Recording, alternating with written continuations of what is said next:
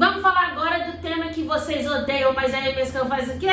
Tcharam! Ela ama essa merda que é botânica, mas galera tem que saber, então bora. Sempre tem uma questão de botânica. Teve prova, teve 3 seguidas, e aí é o desespero da galera, né? Mas poxa, eu acho botânica menos pior do que já foi, porque hoje eu entendo. Mas o que você tem que saber? Primeiro, botânica estuda as plantas. Diferente dos animais que a gente pega e coloca lá, reino animal, filo, porífero, filo, quinidário, filo, platomito. Diferente disso que acontece em animal, planta a gente não tem filo briófita, filo pteridófita, filo gimnosperma e filo angiosperma. Não, isso considera em botânica o que a gente chama de divisões botânicas. E aí as divisões botânicas são grandes agrupamentos de filos. Então, por exemplo, a divisão briófita tem 3 filos, hepática, antócera e musgo. Quando você está falando da divisão pteridófita tem 4 filos, esfenófita, pteridófita. Existe um filo que tem o nome pteridófita, mas a divisão também é chamada de pteridófita. Aí existe a leucopodínia, esses aqui eu nunca lembro, só lembro dos outros 3, né? Gimnospermas, gimnosperma é a união de 4 filos também. Então você vai ter aqui gincófita, guinetófita, coniferófita e... Tá vendo? Eu sempre escrevi um. Gincófita, coniferófita, cicadófita, enfim, tá? E você vai ter as angiospermas. As angiospermas, a angiosperma é a única divisão que tem um filo só. Um filo que eu chamo de antófita ou magnoliófita, tá? Mas o que diferencia um grupo do outro? Isso vocês têm que saber. As plantas, elas surgiram de algas verdes, e de algas verdes elas se diferenciaram porque elas têm esporo protegido por esporolenina. Então tem esporo protegido. Elas têm também o que a gente chama de embrião multicelular, então embrião com várias células. E elas também vão ter anterídeo e arquegônio. Anterídeo e arquegônio vai funcionar para a planta como se fosse testículo e ovário. Ou seja, anterídeo e arquegônio em planta são as regiões que são produtoras de gameta. Então, anterídeo e arquegônio são locais produtores de gametas. Em planta, local produtor vai terminar com anjo. Em planta não, na biologia. Então, por exemplo, gametangio é o local produtor de gametas. E aí você tem 2 tipos de gametangio. O gametangio feminino você chama de arquegônio. O gametangio masculino você chama de anterídeo. O gametangio produz o gameta. O gameta masculino é chamado de anterozoide. Se ele for de briófita e pteridófita. E ele é chamado de núcleo espermático se ele for de espermático, se ele for de gimnosperma e angiosperma. Arquegônio produz o que a gente chama de oosfera, que é o gameta feminino, para todos os grupos de planta. Então, a planta que produz gameta, você chama de gametófito. Fito, planta que produz gameta. Dentro da planta que produz gameta, você vai ter as estruturas produtoras de gameta, que são os gametângios. O nome do gametângio feminino, arquegônio, que produz o gameta feminino, oosfera. O nome do gametângio masculino, anterídeo, que produz os gametas masculinos, anterozoide e núcleo espermático. Quando a oosfera é fecundada por um dos gametas masculinos, forma o zigoto. O zigoto, quando cai no solo e germina, ele não dá origem a uma planta que produz gameta. Ele dá origem a uma planta agora, um fito, que produz esporos. Então é o esporófito, o fito produtor de esporo. Se o gametófito esporófito tem o gametângio, o esporófito vai conter o esporângio. Então, o esporófito tem um local que produz esporos.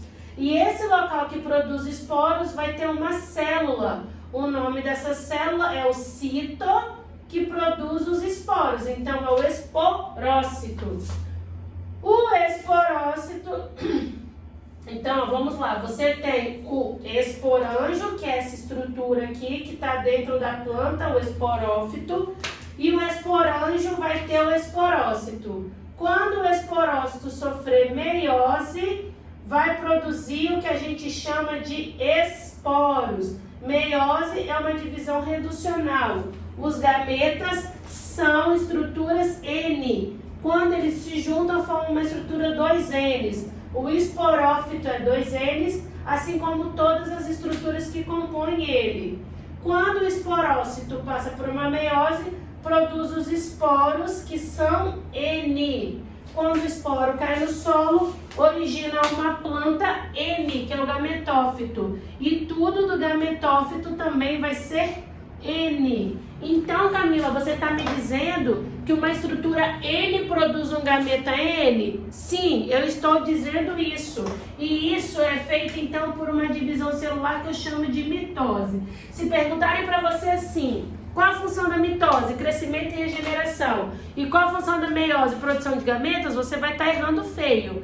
Qual a função da mitose? A função da mitose é crescimento e regeneração em animal e produção de gameta em planta. Qual a função da meiose? A função da meiose é crescimento desculpa, a função da meiose em planta é produzir os esporos, em fungo produzir o zigoto e em animal produzir os gametas. Por isso que eu chamo de meiose gamética, espórica e zigótica.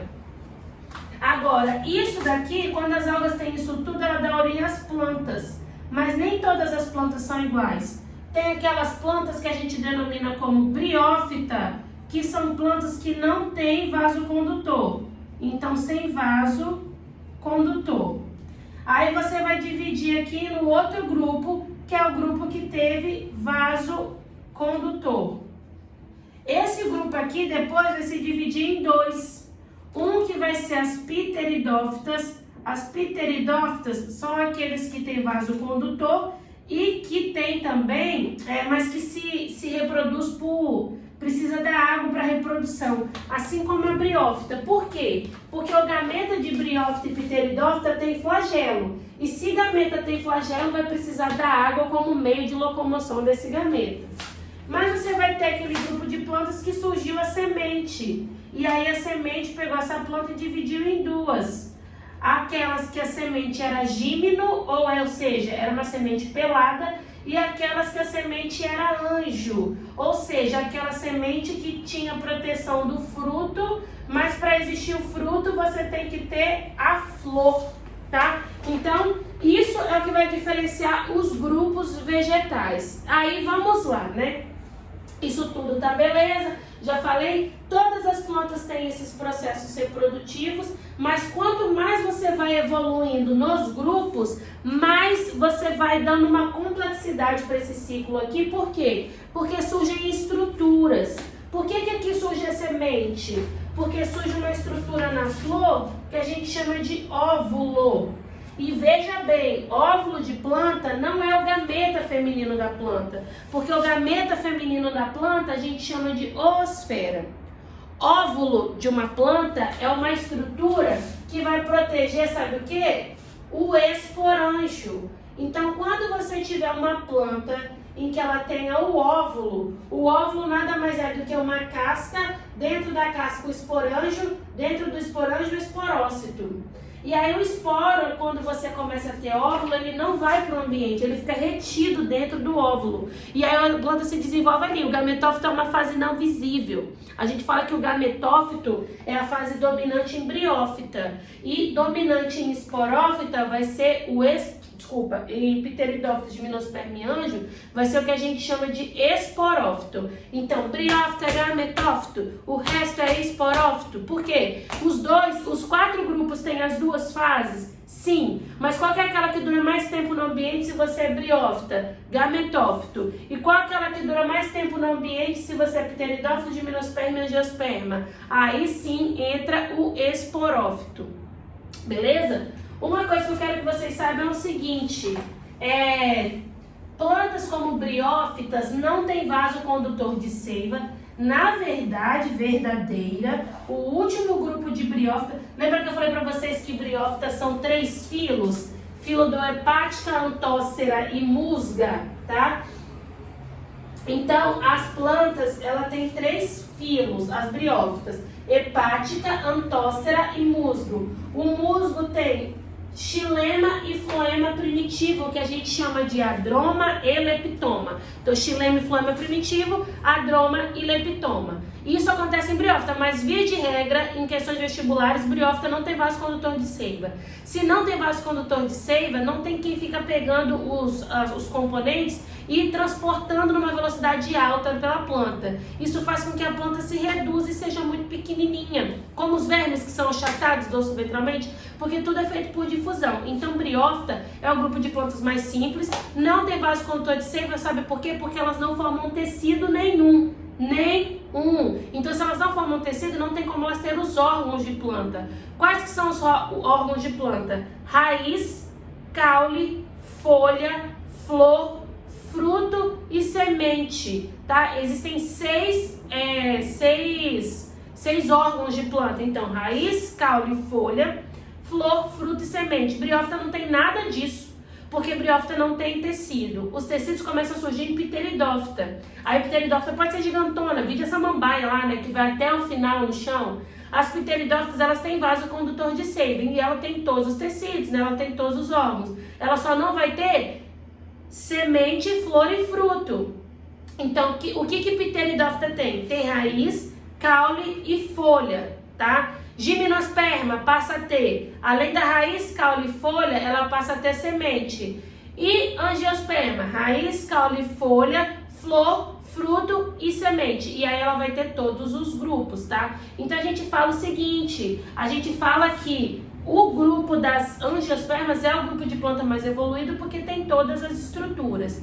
Para que surge a flor? A flor surge para ser um atrativo, para poder oferecer recompensa para que um animal venha pegar o grão de pólen dela e polinizar outra planta. O grão de pólen, ele contém o gameta masculino, tá? Então, em angiosperma e gimnosperma, eles não têm mais aquele gameta flagelado, não. Eles vão ter um gameta que é uma célula, que é o núcleo espermático. E o grão de pólen vai ser uma bolsinha que vai armazenar esse núcleo espermático. Então, o que vai acontecer com a planta? A planta, ela vai falar assim, olha, pegue aqui a minha bolsinha, que eu chamo de grão de pólen, que eu vou te dar uma recompensa. Então, ela dá, sei lá, néctar, dá um fruto, dá um cheiro, dá um sabor, dá alguma coisa que vem a abelhinha lá, coloca a carinha para pegar o néctar, suja a cara todinha de grão de pólen, que eu falei que é o grão de pólen, a bolsa que tem o gameta masculino.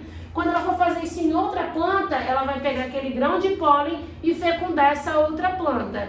Resultado, esse indivíduo, ele passa então a ser um indivíduo que consegue ir para outros locais que ele não conseguiria sozinho, já que ele dá recompensa floral para os polinizadores. Quando você estiver falando de dispersão de grão de pólen, a gente termina os termos com filia. Então, se isso é feito por um morcego, quiropterofilia. Se é feito por inseto, entomofilia. Se é feito por aves, ornitofilia. Agora, se você está falando assim, ó, peguei e polinizou. Quando poliniza, quando a flor é fecundada, a gente vai ver isso no próximo vídeo de botânica, mas a flor, dentro dela, a flor feminina, tem uma estrutura assim, ó.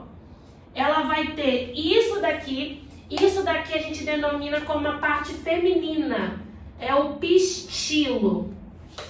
Dentro do pistilo, ela vai ter o óvulo. Lembra que eu falei para vocês o que é um óvulo de uma planta? Quando você está falando de gimnosperma, gimnosperma só tem o óvulo, tá? Então, o óvulo é uma característica de gímeno mais ângio.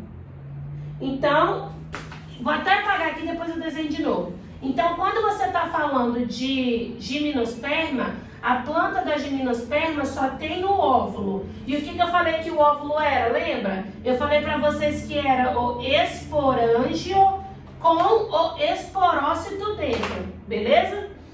Só que quando você está falando de angiosperma, além do óvulo, ela vai ter essa estrutura que eu chamo de pistilo. E o pistilo, ele tem 3 partes.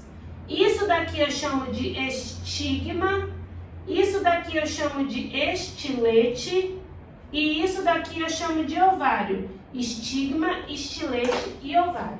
Presta bem atenção no que eu vou falar com vocês. Quando isso daqui sofre transformações, que a gente vai ver mais pra frente, e forma o gameta feminino,